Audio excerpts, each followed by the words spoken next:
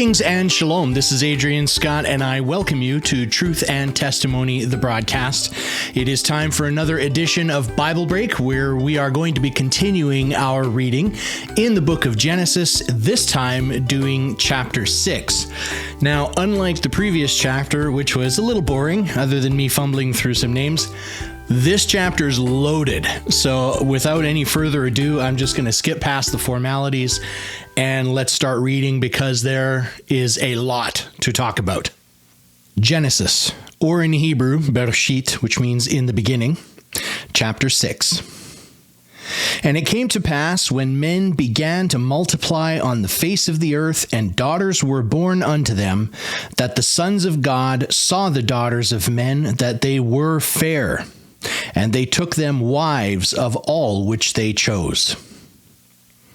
And the Lord said, My spirit shall not always strive with man, for that he also is flesh. Yet his days shall be 120 years. There were giants in the earth in those days, and also after that, when the sons of God came in unto the daughters of men, and they bare children to them, the same became mighty men which were of old, men of renown. And God saw that the wickedness of man was great in the earth, and that every imagination of the thoughts of his heart was only evil continually. And it repented the Lord that he had made man on the earth, and it grieved him at his heart. And the Lord said, I will destroy man whom I have created from the face of the earth, both man and beast, and the creeping thing, and the fowls of the air, for it repenteth me that I have made them. But Noah found grace in the eyes of the Lord. These are the generations of Noah. Noah was a just man and perfect in his generations, and Noah walked with God. And Noah begat 3 sons, Shem, Ham, and Japheth. The earth also was corrupt before God, and the earth was filled with violence. And God looked upon the earth, and behold, it was corrupt, for all flesh had corrupted his way upon the earth. And God said unto Noah, The end of all flesh is come before me, for the earth is filled with violence through them. And behold, I will destroy them with the earth. Make thee an ark of gopher wood. Rooms shalt thou make it in the ark, and shall pitch it within and without with pitch. And this is the fashion which thou shalt make it of. The length of the ark shall be 300 cubits, the breadth of it 50 cubits, and the height of it 30 cubits. A window shalt thou make to the ark, and in a cubit shalt thou finish it above, and the door of the ark shalt thou set in the side thereof. With lower, second, and third stories shalt thou make it. And behold, I, even I, do bring a flood of waters upon the earth, to destroy all flesh, wherein is the breath of life, from under heaven. And everything that is in the earth shall die. But with thee will I establish my covenant, and thou shalt come into the ark, thou and thy sons and thy wife, and thy sons' wives with thee. And of every living thing of all flesh, 2 of every sort shalt thou bring into the ark, to keep them alive with thee. They shall be male and female. Of fowls after their kind, and of cattle after their kind, of every creeping thing of the earth after his kind, 2 of every sort shall come unto thee, to keep them alive. And take thou unto thee of all food that is eaten, and thou shalt gather it to thee, and it shall be for food for thee and for them. Thus did Noah, according to all that God commanded him, so did he. Okay, so there is chapter 6. Now, let's get right into the meat of this stuff. The first thing is Now, I'm going to say pretty much everything I'm going to touch on here is debated, and there's no definitive answer, I would say. So you just kind of have to make up your own mind and go with that based on the best evidence and information and knowledge that you can acquire for yourself that makes sense for you. Ultimately, I would say that a lot of this stuff, it's a case of doing the best you can with what you have, because God will recognize that although you may be wrong on something, although I am certainly wrong on some things, that the intentions of the heart was to be faithful to God and to His Word to the best of your ability. There are just some things that we don't have access to. There's some things we don't understand. There's a lot of things I don't understand in the scriptures, but it is just that idea of doing the best you can, really the best you can with what you have. And there will be mistakes in there, but He sees that. He knows that. He doesn't expect us to be perfect. He just doesn't. So just know that there is lots of debate. You can have different opinions on this, and that's all fine. We can still come together as children of God and share in a community where we know that God is the creator. Yehovah is the creator of the heavens and the earth. And that Yeshua, His only begotten Son, sacrificed for us, paid the penalty for our failings to restore a relationship between us and the Father. That it is a gift of grace from God, that salvation and redemption. And then you can nitpick on what calendar do we follow? What day is the Sabbath? Should we do the appointed times or not? You can have those conversations, but at the end of all of them, you should be able to put the differences aside and still come together as a body of believers on those basic foundations. Okay, having made my disclaimer, let's get into it. So it touches in verse 2 of the first part of it, that the sons of God saw the daughters of men, that they were fair, and took them wives of all which they chose. One of the prevailing theories, and it is the one that I hold to, I can be persuaded to something else, but it would have to be with some pretty rock solid information, but that these sons of God are the fallen angels. Or I don't want to say, well, I guess you would have to say demons, but fallen angels at any rate. And that they took them wives when the sons of God came in unto the daughters of men, and they bare children to them. The same became mighty men, which were of old, men of renown. That was verse 4. So I think that's where you start to see a polluting of the perfect and pure DNA that God had created. This is where the term it uses in the Bible here, in the King James and in many other versions, is wicked. I'm sure we've all heard that term. But the idea of wicked seems to come from this concept of something that is twisted. So it's not even that in and of itself it is bad, but that this thing, which may not be bad on its own, has been twisted and is wicked, kind of like a wick on a candle. It's twisted, right? Therefore, no longer being good because it's been twisted into something else. It has become wicked. And that's what I think happened with the DNA here, that you do get giants. I recently did a video on giants. If you have not seen that, I do encourage you to go back and check it out. There's a lot of resources that go much deeper than I do in that video, but it's an introduction. It's a way to get your feet wet. And as always, I encourage you to do some more research on your own. Look for those other materials. Look for the books. Look for the information that is out there. But that there were giants, but it's not limited to giants. There's reports of all kinds of crazy things, having 2 rows of teeth, having 6 fingers and 6 toes, having elongated skulls. I can't remember the exact numbers, but in a human skull, there's a certain number of plates, and that on some skulls, there's a different number of I think there's 3 plates on the human skull, but they have found skulls that only have 2 plates. and that could be a twisting or a wickedness of man as a result of this. This is all theory. This is all just my opinion, and it is the theory that I believe at the moment, but it's a possibility at least. I think it's at least plausible, okay? But that's what you get, and that's where it touches on this idea right here. That again, at the beginning of verse 4, there were giants in the earth in those days, and also after that, when the sons of God came into the daughters of men, and they bare children to them, the same became mighty men, which were of old, men of renown. Now, there's one great Hebrew roots teacher that I have the world of respect for, but he has a differing opinion.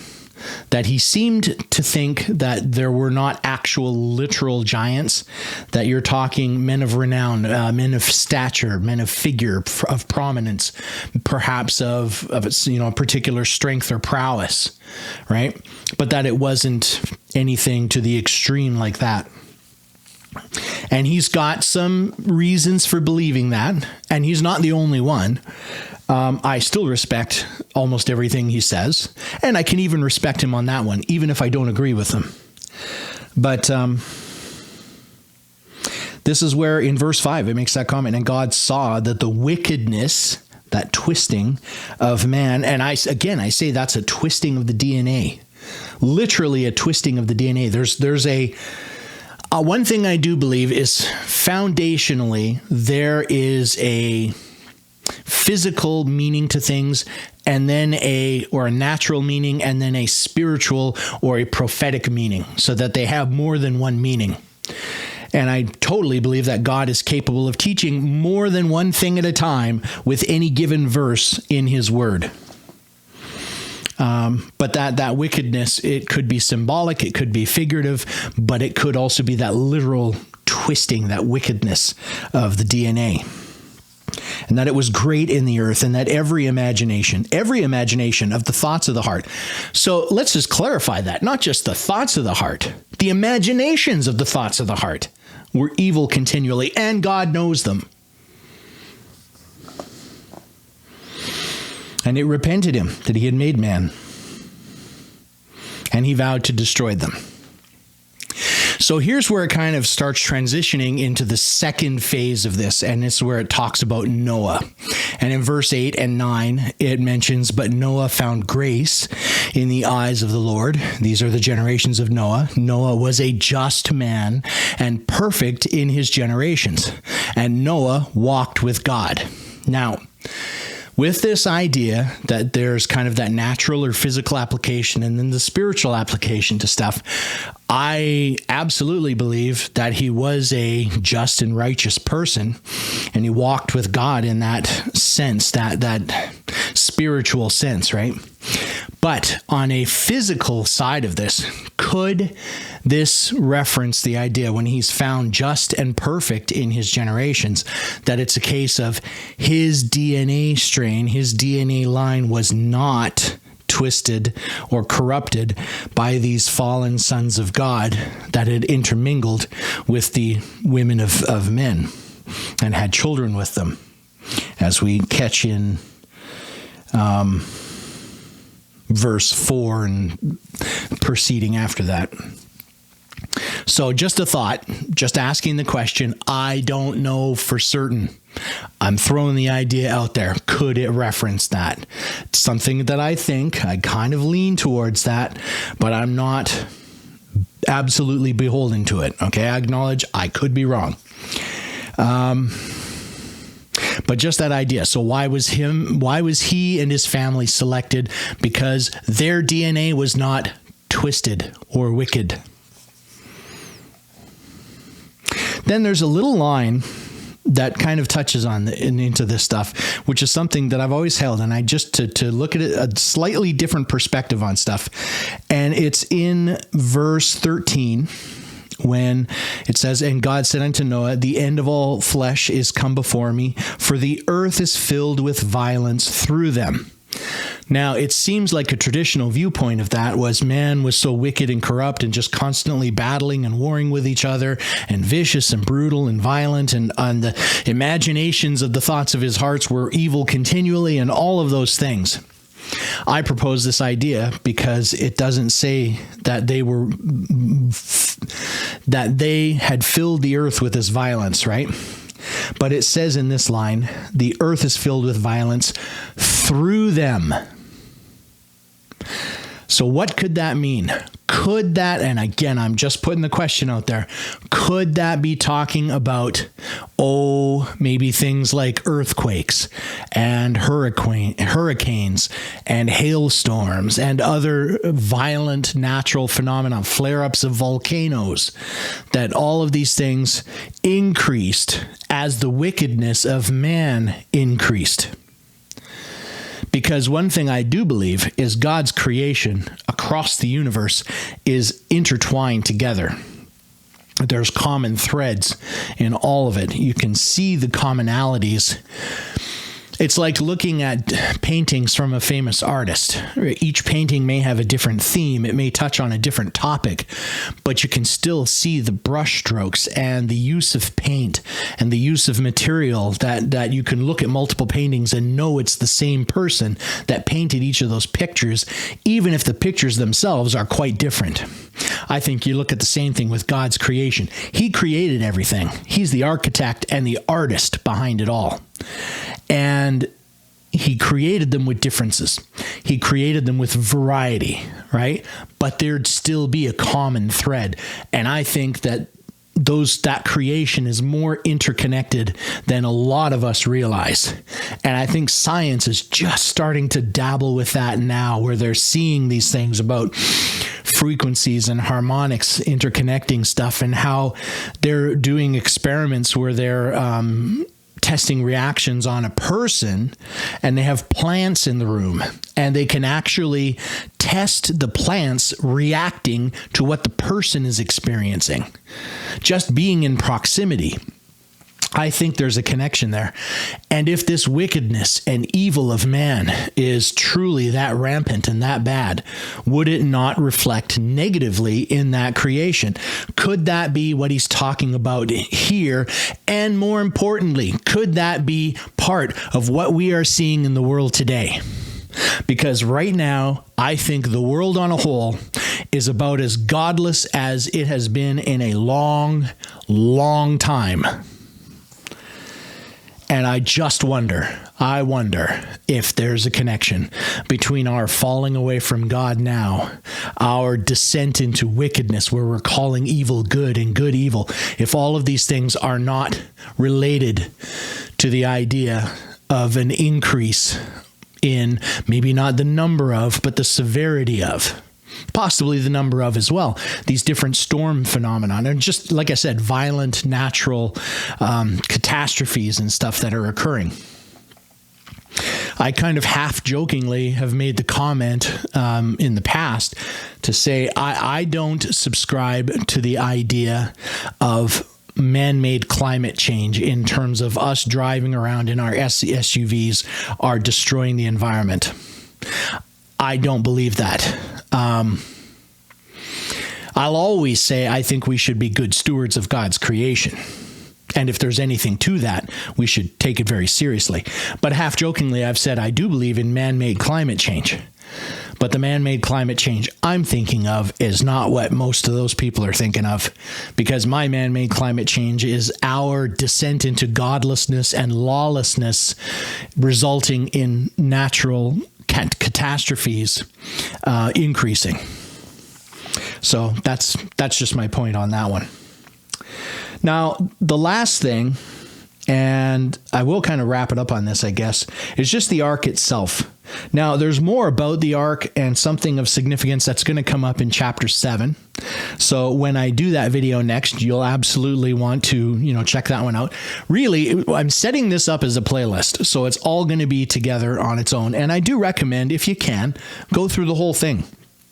I've tried not to make them ridiculously long videos or anything, but to get to the point and keep them short and sweet while still being informative. But there'll be some really interesting stuff connecting to Noah and the ark in chapter 7 as well. However, it mentions the idea of loading 2 of every creature onto the boat, 1 male, 1 female. The point of this being that when the flood was to end, that all these creatures would come off the boat and would be able to start breeding and reproducing and repopulating and refilling the planet after everything has been wiped out. It is interesting because it does mention in particular in verse 20 of fowls after their kind, of cattle after their kind, of every creeping thing of the earth after his kind. 2 of every sort shall come unto thee to keep them alive.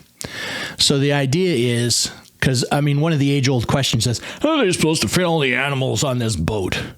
Right? Well, they don't have to fit all the animals. They only had to fit 2 of each basic species because the variations within each species are within the DNA structure of the 2 they brought on that boat. So the example that's been used time and time again are dogs. They didn't have to bring 2 Labrador retrievers, 2 golden retrievers, 2 German shepherds, 2 Chihuahuas, 2 Shih Tzus, 2 Dobermans. They didn't have to do that. They just needed 2 dogs, 1 male, 1 female, because all of the potential in the DNA for those variations that would come after they come off the earth and settle in different areas and have different requirements are all present there. And it has room for those variations to occur. And it just keeps hitting that, of their kind, after their kind, after their kind. It doesn't have to, you don't have to have 2 wolves. Wolves are a form of dog, right? It all comes from the same family. And it all originally, I do believe, came from 1 dog-like creature, whatever you want to call it, 1 male, 1 female that went on the ark. Considering the alternative is you believe that all the dogs of the earth came from raining on rocks for millions of years, which idea really sounds crazy? I'll leave that one there. But it's really that idea, because it really stresses it as you're reading this in this chapter, after their kind, after their kind, after their kind. Like, maybe God is trying to make a point here. So that's a big one. And the last thing I'll mention is, so it does get into, where is it here? In verse...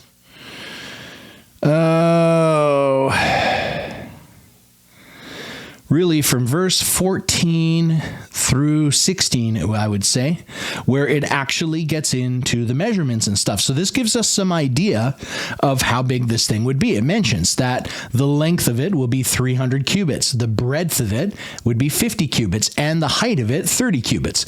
It'll have a window in it. It'll have a door on the side. We get basic things like that. The reason for saying this is one organization that I've always really liked is a group called Answers in Genesis. And one thing that Answers in Genesis got behind was a project, which I don't know the exact town. I'll provide a link to their website down below. They did a recreation to make it as accurate as they possibly could of Noah's Ark to scale, the proper size of it. And this is a incredible opportunity to take the family down there. Check this thing out. It is very impressive. There's a quick picture I'm going to flash up on the screen, but you got to see this thing in person. I have not had the chance. My daughter actually has, and kind of jealous of her for that one. But at some point, I'd love to get down there and check it out. But you can go. You can book tickets. You can buy tickets. Get down there. Go check it out. Called Ark Encounter. And it's in Kentucky. Like I said, I don't know the exact name of the town that it's in or near, but it is in Kentucky, and that information you'd find on their website anyways. But again, check out that link if you're at all interested, or you can even just look online for some images and it'll give you some idea. But I think it's a trip worth making.